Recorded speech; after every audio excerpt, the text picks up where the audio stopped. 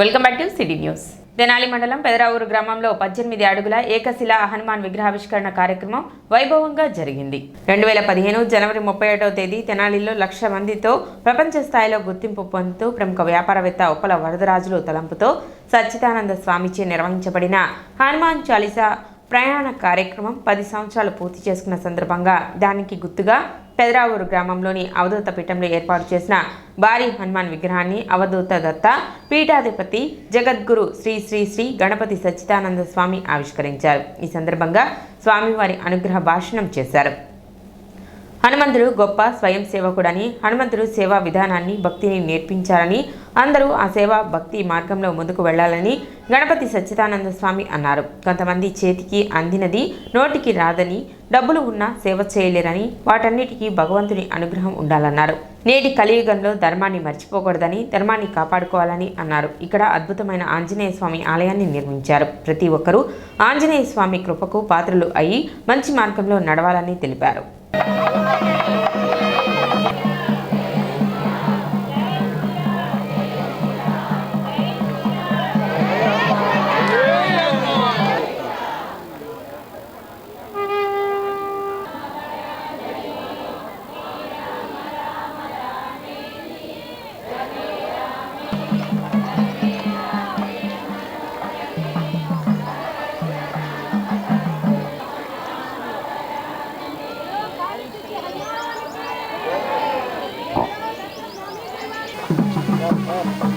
చిరంజీవి ఎందుకు వదులుతున్నారు? భగవద్గీత పారాయణంలో ఆ చిరంజీవి పరమ భక్తురాలు ఆవిడ, కన్యాకుమారి. ఆవిడ్ని కూడా వేదిక మీదకి రావాల్సిందిగా కోరుతున్నాం. మనం రామాయణంలో విన్నాం, శబరి 50 మందికి తెలియపరిచి నిరంతరం దత్తస్మరణ చేస్తూ అప్పాజీకి సేవ చేయడానికి వచ్చాం. వారిని ఇబ్బంది పెట్టద్దు, మీరెవరు స్టేజీ ఆగదు, మీరు దిగాలండి.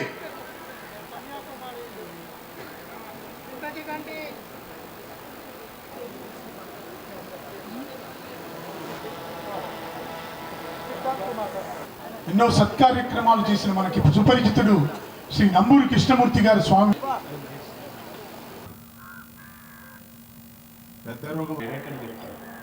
మా ఊరు లోపలే వెళ్తారు, మా ఇంటి దగ్గర కొంచెం ఆగి వెళ్ళండి.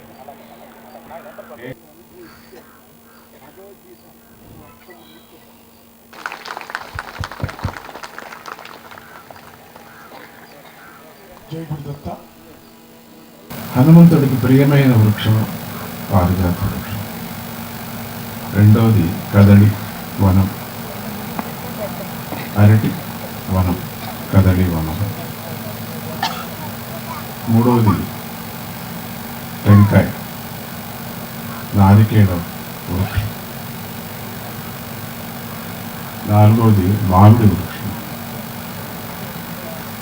ఇక్కడ అత్యంత ముఖ్యమైనటువంటి మన వృక్షాలు, మనం దేవతా అంశాలు ఉండేటువంటి వృక్షాలు. దీన్ని ఎందుకు అంటున్నానంటే, మొట్టమొదట మనం హనుమంతుడి విగ్రహం ఎక్కడ మనం పెడుతున్నామో అక్కడ చుట్టూ పారిజాతాలు వేయాలి అనేటువంటిది ఒక నియమం ఉన్నది. రెండవది అరటి చెట్టు కూడా వేయాలి అనేటువంటిది. స్వామి ఎప్పుడు దాని దగ్గర ఉంటాడు.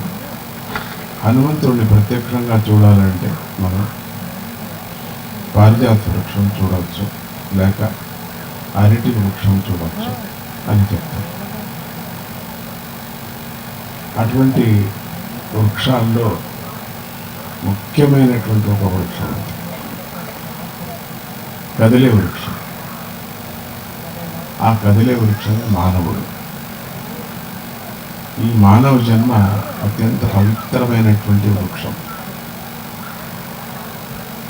ఈ వృక్షాన్ని, అంటే ఈ మానవ జన్మను మనం సార్థకం చేసుకోవటానికి ఒక ఛాన్స్ పరమాత్ముడు ఇచ్చాడు. ఆ ఛాన్స్ మనం మిస్ చేసుకోకూడదు. 2015 జనవరి 31 తెనాలిలో ప్రప్రథమంగా హనుమాన్ చాలీసా లక్షపారాయణ మహాయజ్ఞం జరిగింది.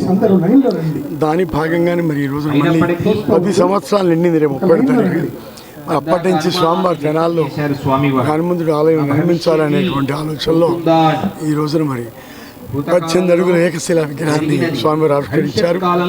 ఇక్కడ 4 ఎకరాల స్థలాన్ని మరి కొడాలి రాధా కుటుంబం వాళ్ళు స్వామివారి ఆశ్రమాన్ని డొనేట్ చేశారు.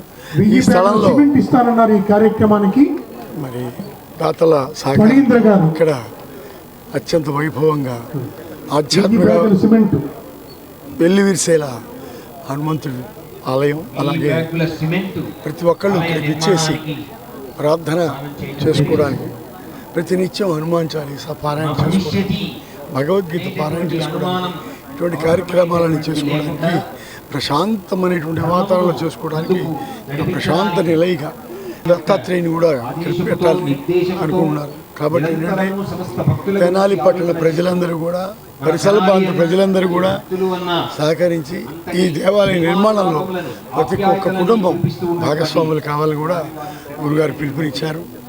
అతి త్వరలోనే ఈ నిర్మాణం పూర్తయి నాకు తెలిసి 1 year మళ్ళీ ఇదే డేట్కి గురుగారిని తీసుకొచ్చి ఇక్కడ గృహప్రవేశం అంటే ప్రతిష్ట జరిపించేదానికి 100% ప్రయత్నం చేస్తాము. ఈ తెనాలి ప్రాంతంలో పెదరావూరు నందు ఆశ్రమం ఏర్పాటు అనేటువంటిది భక్తులందరి యొక్క మరి అభీష్టం మేరకు ఇక్కడ ఏర్పాటు చేయటం మన తెనాలి ప్రాంత ప్రజల యొక్క అదృష్టం. ఇది గత సంవత్సరం ఈ స్వామివారు ఈ ప్రాంతాన్ని సందర్శించి ఈ పెదరావూరులో ఉన్నటువంటి ఈ పనస మన తోట యందు చక్కగా మరి ఈ తోటలో ఎంతో ప్రశాంతంగా ఉన్నది, ఇక్కడ ఆశ్రమ నిర్మాణం కావాలి, ఆంజనేయ స్వామి వారి యొక్క దేవాలయ నిర్మాణం చాలా అద్భుతంగా ఉంటుందని వారు అనుగ్రహించారు. వారు పాదం పెట్టారు గత సంవత్సరం. ఈ సంవత్సరానికల్లా గురునిలయం అనేటువంటిది ఏర్పాటు భావించబడింది. ఇంకా కొద్ది రోజుల్లో స్వామివారి యొక్క దేవాలయ నిర్మాణం ప్రారంభం కాబోతోంది. మరి స్వామీజీ మైసూరు దత్తపీఠాధిపతి అంత దూరంలో ఉన్నటువంటి స్వామీజీ వయోభారంగా ఉన్నప్పటికీ కూడా మన యొక్క అనుగ్రహంతో మన యొక్క అనుగ్రహించాలనేటువంటి ఉద్దేశంతో ఇక్కడికి వచ్చి అందరినీ కూడా భక్తులను అనుగ్రహించారు. అగ్ని బాధిత పసుపు రైతులకు పరిహారం, కొలిపర, గుడివాడ, దళితవాడలకు శ్మశానం మంజూరు తదితర సమస్యలపై ఆంధ్రప్రదేశ్ రైతు సంఘం తెనాలి సబ్ కలెక్టర్ కార్యాలయంలో వినతి పత్రం అందజేశారు. దుగ్గిరాల శుభమహేశ్వరి కోల్డ్ స్టోరేజ్ అగ్ని బాధిత పసుపు రైతుల బాండ్లు పరిశీలన పేరుతో కాలయాపన జరుగుతుందని, ఒప్పందం ప్రకారం క్వింటాకు 7,000 పరిహారం 2025 మార్చి నెల లోపల ఇప్పించాలని తెనాలి నియోజకవర్గంలో వందలాది మంది దేవాదాయ మరియు ధర్మాదాయ కౌలు రైతులకు ఆ శాఖ అధికారుల నిర్లక్ష్యం కారణంగా CCRC కార్డులు లేకపోవడంతో బ్యాంకు రుణాలు, ప్రభుత్వం ఇచ్చే పరిహారం, సబ్సిడీలు అందక నష్టపోతున్నారు.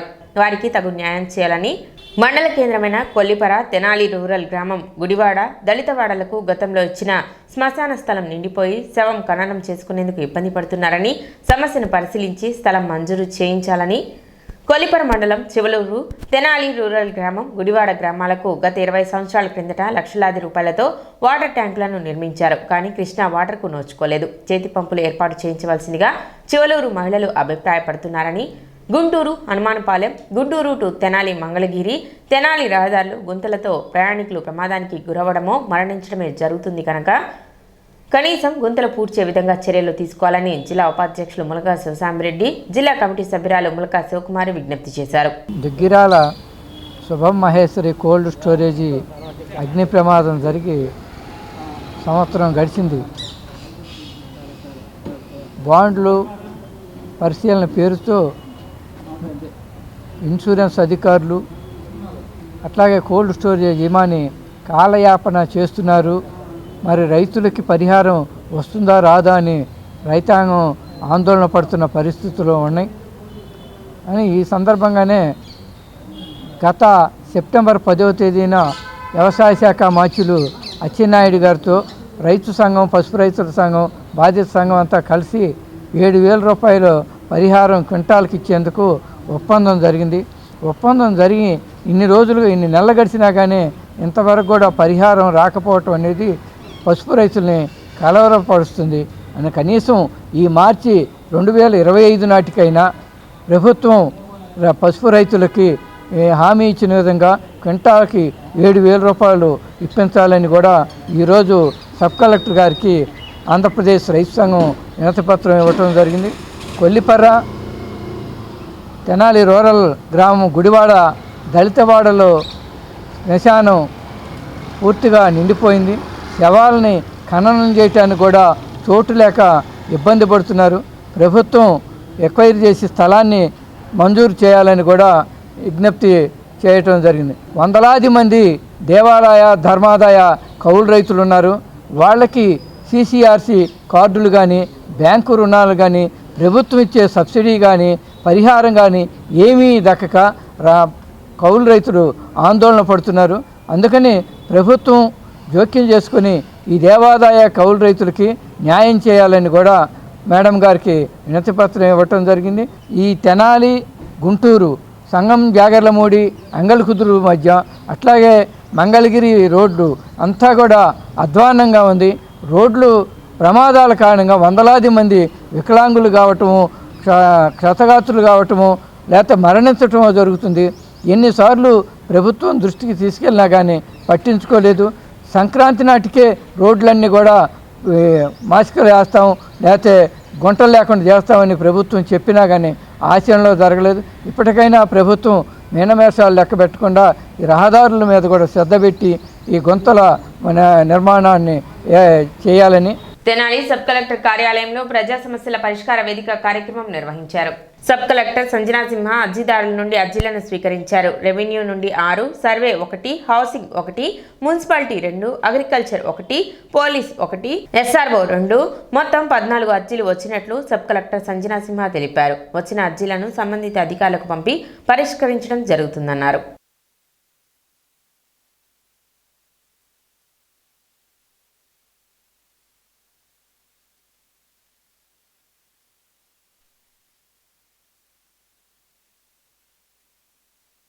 ఇప్పుడు ఒక చిన్న విరామం.